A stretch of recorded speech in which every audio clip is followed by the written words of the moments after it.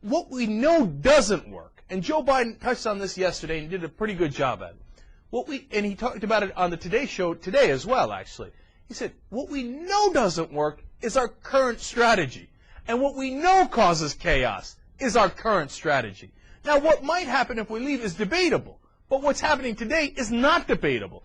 And it's causing the chaos. I spent a lot of time trying to get to the core of the issue and the problem there, all right? So here's the two things that I think are the core of the problem. Number one is Ambassador Crocker's lie that we just heard there, which is, don't worry, the Iraqi people love the central government and they're behind it 100%. From every report in Iraq, you get the sense that is definitely not true. It's simply not true. The Iraqi central government is neither central nor a government. It doesn't really govern outside of the green zone. The Kurds are on the north. Apparently the Mahdi army and the different militias have split up, Shiite militias have split up the south. The former Sunni insurgents run the Anbar province. So how is he a government running anything? And then central, there's no effective and real participation with the Sunnis, the Kurds, or other Shiite militias within Maliki's government. The two main parties, the Dawa Party and the Supreme Islamic Iraqi Council, are the two parties that are the so-called central government of Iraq, and they're run by the militia of the Badr Corps. So the central government is not central because it's basically just one militia, and it's not really a government because it doesn't run Iraq. So this is the central myth of the Iraq war.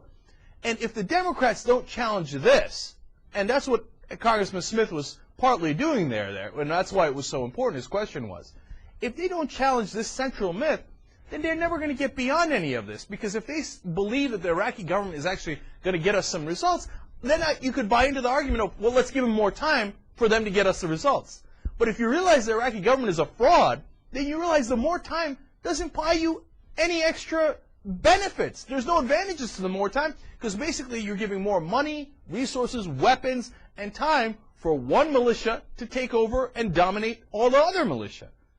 And what's the point of that? There is no point in that. Which leads me to the second central problem in Iraq, which is we're going the wrong way.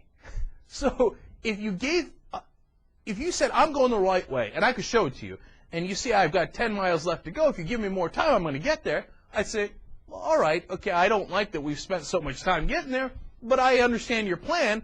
Go ahead and drive the extra 10 miles and we'll get there.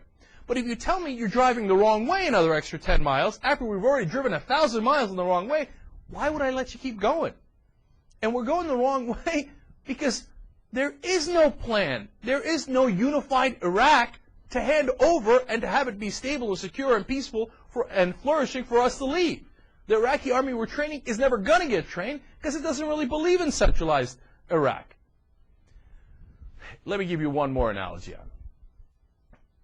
You got a company, so we use a business analogy here. You got a company that says, look, here's how I make money, and here's how I'm going to make it, and here's how it's already working. Now the problem is I got cash flow issues. I don't have enough money to get me to my goal. But if you see that if I get to my goal, I'm going to be very profitable. As a businessman, you look at that and go, oh, I see. If I give him more time and I give him more money, he is going to get to his goal, right? So he might or he might not, but it's a risk worth taking. So if Petraeus and Crocker today and yesterday laid out a strategy and say, here is our goal, and here is how we're going to get to it, and this is why we need more time, I'd say, okay, I can understand that. But they specifically told, in no uncertain terms, the United States Congress, we don't really have a plan for leaving Iraq, we don't have a real good goal, and we don't really know how to get to that goal. But we'd like more time. But wait a minute, that's crazy. Because that's a guy running a company that comes to you and says, look, I need more money and I need more time. I say, okay, all right, what's your plan for making more money? He's like, oh, I don't have a plan for making more money. Well, you don't? Well, did you make any money in the past? No, I've been losing money for 5 straight years. Well, how are you going to make more money in the future? Oh, I'm not going to. But then why would I give you more money? What, am I crazy? That's not just stupid. That defies all reason.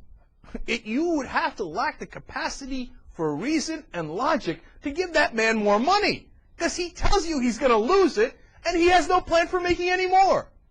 And in Iraq, here's a guy who comes to you and says, I have no plan for withdrawal. I don't really have a plan for success, and I can't tell you how long it would take even if I did have a plan for success. Why would you give that guy more time? You would have to lack an ability to reason to give that guy more time to keep wasting not only our money, our time, our resources there, but also our lives. Thousands killed, Americans, let alone Iraqis, tens of thousands wounded, and the guy says, give me more time with no plan. No way! No way! You'd have to be crazy to give him more time.